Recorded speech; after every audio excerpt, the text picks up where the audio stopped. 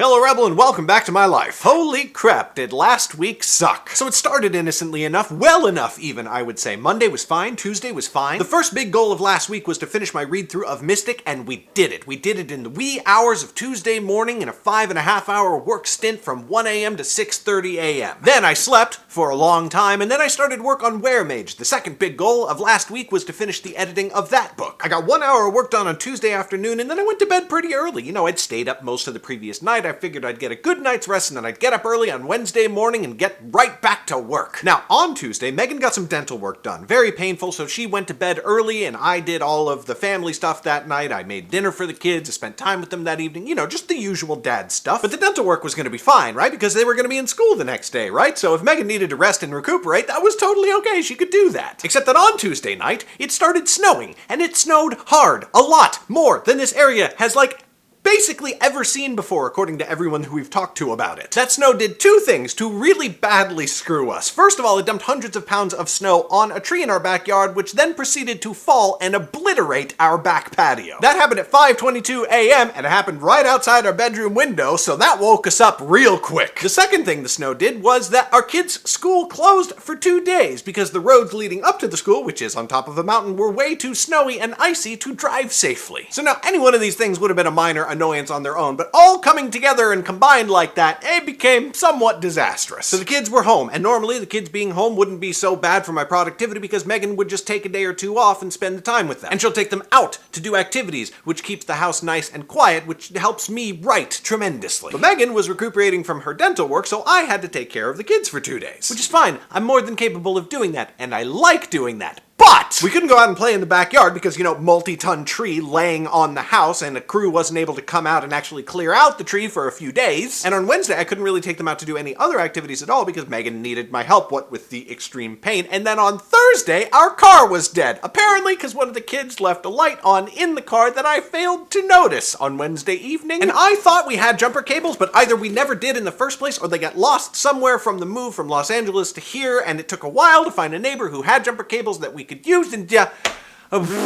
So in summary, last week kind of really sucked a whole lot. When something goes wrong in my life, I get this immediate, tremendous urge to fix it with exclamation points, to reorganize everything so that it never happens again. I want to find a way to prevent the situation from ever occurring. But in some cases, like this one, that simply isn't possible. If I am being personally unproductive for an extended period of time for a reason that I can fix, that's one thing. But I can't take steps to prevent snowstorms in the future. I can't just remove all of the trees from our backyard, even if I wanted to, and I don't want to. A lot of things in life can be fixed, can be prevented, and we can take incremental steps to improve things in our lives in general. But other things just happen. They come at us, or in my case, literally fall on us out of nowhere, and the work we would have to do to prevent all bad things from happening ever would prevent a whole lot of good things from happening in the meanwhile. So while it's very valuable to develop a habit of constantly trying to improve ourselves and our situations, maybe it's also valuable, though probably not as valuable, to develop the ability to withstand being blindsided